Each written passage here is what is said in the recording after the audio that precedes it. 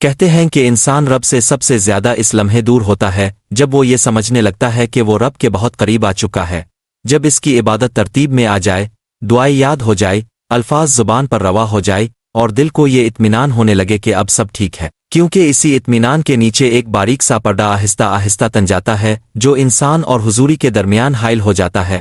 وہ شخص بھی اسی پردے کے نیچے زندگی گزار رہا تھا۔ اس کی زندگی کو دیکھنے والا یہی کہتا کہ یہ شخص مکمل ہے۔ اس کے دن عبادت سے جڑے تھے، راتیں دعا میں گزرتی تھیں، نیت میں کھوٹ نظر نہیں آتا تھا، اعمال میں سستی نہ تھی۔ وہ جانتا تھا کہ کہاں رکوع میں دیر کرنی ہے، کہاں سجدے میں آنکھیں بند رکھنی ہے، کہاں دعا میں آواز بھاری کرنی ہے اور کہاں خاموشی اختیار کرنی ہے، مگر ان سب کے باوجود اس کے اندر ایک ایسی خالی جگہ تھی جس کا کوئی نام نہ تھا، ایک ایسا خلا جسے وہ نہ گناہ کہہ سکتا تھا نہ غفلت، بس ایک بے چینی تھی جو ہر دعا کے بعد اس کے سینے میں رہ جاتی تھی۔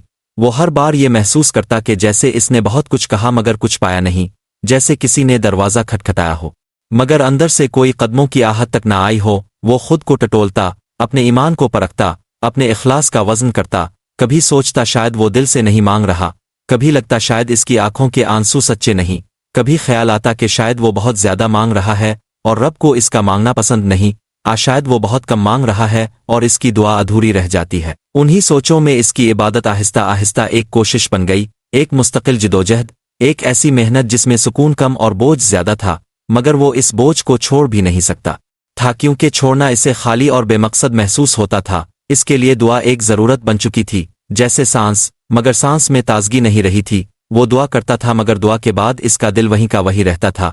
ایک رات جب سب سو چکے تھے، کمرے میں صرف چراغ کی مدھم روشنی تھی، اس نے نماز کے بعد ہاتھ اٹھائے، الفاظ زبان پر آئے، آیات پڑھی گئیں، مانگا گیا، رویا گیا، مگر جب دعا ختم ہوئی تو ہاتھ نیچے نہیں ہو سکے، جیسے کوئی انجانی چیز انہیں تھامے ہوئے ہو۔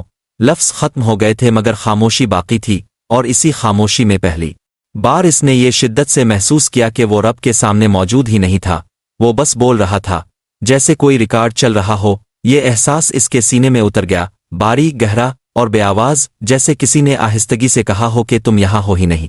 یہ جملہ اس کے اندر گونجتا رہا اور اس رات وہ سو نہ سکا۔ اگلی صبح وہ بغیر کسی ارادے کے گھر سے نکل پڑا، نہ کوئی منزل ذہن میں تھی، نہ کوئی راستہ طے کیا گیا تھا، بس قدم اٹھتے گئے، شہر پیچھے رہتا گیا، شور کم ہوتا گیا، اور جیسے جیسے فاصلے بڑھتے گئے ویسے ویسے اس کے ذہن کا شور بھی مدھم پڑنے لگا۔ وہ چلتا رہا یہاں تک کہ ایک ویران سے میدان میں آ پہنچا جہاں دور دور تک کوئی آبادی نہ تھی، نہ مسجد، نہ درخت، نہ سایہ، صرف زمین تھی، آسمان تھا اور ایک عجیب سا ٹھہرا ہوا وقت تھا۔ وہاں اس نے ایک بوڑھی عورت کو دیکھا جو زمین پر بیٹھی ہوئی تھی، اس کے ہاتھوں میں چاول کے چند دانے تھے اور وہ انہیں ایک ایک کر کے چن رہی تھی، نہ جلدی نہ بے چینی، ہر دانہ جیسے اس کے لیے مکمل ہو۔ اس منظر میں کوئی ظاہری عبادت نہ تھی، نہ ذکر، نہ تسبیح، نہ دعا، مگر اس سب کے باوجود وہاں ایک ایسی حضوری تھی جو اس شخص نے پہلے کبھی محسوس نہیں کی تھی۔ وہ رک گیا، دل میں سوال ابھرا اور اس نے پوچھ ہی لیا کہ وہ یہاں اکیلی کیا کر رہی ہے۔ عورت نے سر اٹھایا، اس کی آنکھوں میں نہ حیرت تھی نہ تجسس، بس ایک گہرا سکون تھا۔ اس نے کہا کہ میں حاضر ہوں۔ یہ لفظ اس کے دل میں ایسے اترا جیسے کسی نے برسوں بعد کوئی بھولا ہوا نام پکارا ہو۔ وہ پوچھنا چاہتا تھا کہ کس کے سامنے، مگر سوال زبان تک آ کر رک گیا، کیونکہ خاموشی خود جواب بن چکی تھی۔ وہ وہی زمین پر بیٹھ گیا۔ شروع میں اس کا دل بے چین رہا، جیسے وہ وقت ضائع کر رہا ہو، جیسے اسے کچھ کرنا چاہیے، کچھ کہنا چاہیے، کچھ مانگنا چاہیے۔ ذہن میں آوازیں آئی کہ یہ سب فضول ہے، دعا کے وقت ہیں، ذکر چھوڑنا نہیں چاہیے، مگر عورت خاموشی سے دانے چنتی رہی، اور اس خاموشی میں آہستہ آہستہ اس کے اندر کی جلدی پگھلنے لگی۔ پہلی بار اس نے محسوس کیا کہ وہ کچھ مانگ نہیں رہا۔ یہ احساس اس کے لیے خوفناک بھی تھا کیونکہ اس نے ساری زندگی مانگنے میں گزاری تھی۔ اس نے نیکی مانگی تھی، قرب مانگا تھا، قبولیت مانگی تھی، مگر آج وہ خالی ہاتھ بیٹھا تھا، اور اسی خالی پن میں ایک عجیب سا سکون تھا، جیسے کسی نے اس کے اندر رکھا ہوا بوجھ آہستہ سے زمین پر رکھ دیا ہو۔ کچھ دیر بعد عورت نے آہستہ سے کہا کہ دعا مانگنے کا نام نہیں ہے۔ وہ چونکا، اس نے پوچھا کہ پھر دعا کیا ہے؟